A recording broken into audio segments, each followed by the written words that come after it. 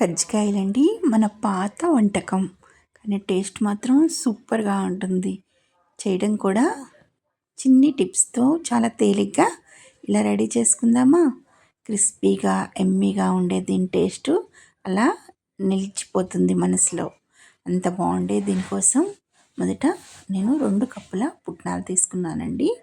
తర్వాత 4 యాలక్కాయలు వేసుకొని రెంటిని గ్రైండ్ చేసుకొని కొంచెం పెద్ద గిన్నెలో తీసుకున్నాను. తర్వాత ఇందులోకి 1 కప్పు నువ్వుల్ని వేయించి తీసుకున్నారండి. దోరగా వేయించుకోవాలి మీడియం ఫ్లేమ్ మీద నువ్వులు అనేవి. అవి చిటపటమని వేగిన తర్వాత అవి కూడా పుట్నాల పిండిలో వేసేయండి. తర్వాత 1 కప్పు ఎండు కొబ్బరిని కూడా తీసుకొని తురుముకొని ఈ విధంగా పుట్నాల పొడిలో వేసుకొని 2 కప్పుల పుట్నాలకు గాను నేను 2 కప్పుల బెల్లం తీసుకున్నాను. ఈ 2 కప్పులని శుభ్రంగా సన్నగా తరుక్కొని బెల్లాన్ని 2 కప్పులు అందులో వేసుకొని కొంచెం పుట్నాల పొడి కొంచెం బెల్లం మిక్సీ వేయండి. వట్టి బెల్లం వేస్తే మనకి మిక్సీ జార్కి బెల్లం అనేది పట్టుకుపోతుంది కాబట్టి కొంచెం పుట్నాల పొడి వేసి కొంచెం బెల్లం వేసామంటే బాగా నలుగుతుంది.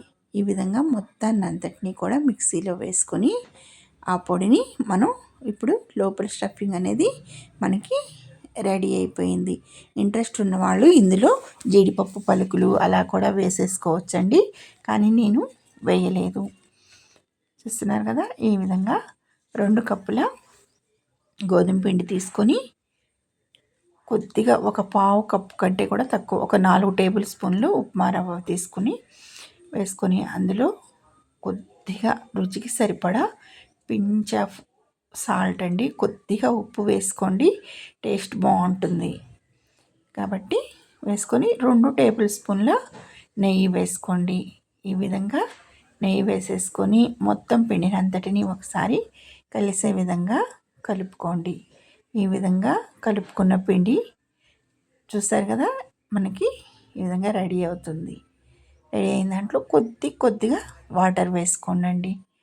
కొంచెం కొద్దిగా వాటర్ వేసుకొని పిండిని అంతటిని మనం చపాతీ పిండిలాగా కలుపుకోవాలి. ఈ విధంగా మెత్తగా చూస్తున్నారు కదా, వీడియోలో చూపిస్తున్న విధంగా మనకి పిండి అనేది రెడీ అవుతుంది. దానికి చిన్న ఉండలు తీసుకొని కొంచెం పిండి వేసుకొని గుండ్రంగా చపాతీలా మనం వీటిని రౌండ్గా చేసుకోవాలి. ఇలా రౌండ్ చేసుకున్న వాటిని కొద్దిగా థిక్నెస్ ఉండాలండి, మరీ పల్చగా కూడా చేయొద్దు, కొద్దిగా మందం ఉండే విధంగా ఈ విధంగా మనం రెడీ చేసుకోవాలి. దీన్ని మనకి కజ్జికాయల పీట ఉంటుంది కదా, దానికి కాస్త ఆయిల్ రాసేసి ఈ చపాతీని దాని మీద పెట్టుకొని దానిలో మనం రెడీ చేసుకున్న పుట్నాల పొడి ఉంది కదా, దాన్ని 1 టేబుల్ స్పూన్ వేసుకొని కాస్త నీళ్లు తీసుకొని అంచులు వెంబటి వీడియోలో చూపిస్తున్న విధంగా రాయండి. ఇలా రాసి కజ్జికాయలు ఇలా ఫోల్డ్ చేసేస్తే చక్కగా మనకి కజ్జికాయ అనేది రెడీ అవుతుంది. చూస్తున్నారు కదా, ఈ విధంగా కజ్జికాయ అనేది అన్నింటినీ రెడీ చేసుకొని పెట్టుకొని స్టవ్ మీద ఆయిల్ పెట్టుకొని అది వేడైన తర్వాత ఒక 4 కజ్జికాయల్ని వేయించుకోండి. ఎక్కువ వేయొద్దండి, ఒకదానికొకటి తగిలితే మళ్ళీ ఇబ్బంది అవుతుంది కాబట్టి ఒక 4 చొప్పున వేయించుకుంటే మనకి 2 వైపులా వేయించి తీసుకున్నాం అనుకోండి. ఇలా గోల్డెన్ బ్రౌన్ కలర్ వచ్చే వరకు వేయించుకొని తీసుకుని ఒక డబ్బాలో పెట్టుకుంటే మనకి 20 రోజులు నెల వరకు నిల్వ ఉంటాయి. టేస్ట్ కూడా చాలా బాగుంటుంది. పైన క్రిస్పీగా స్టఫింగ్ చాలా టేస్టీగా ఉంటుందండి.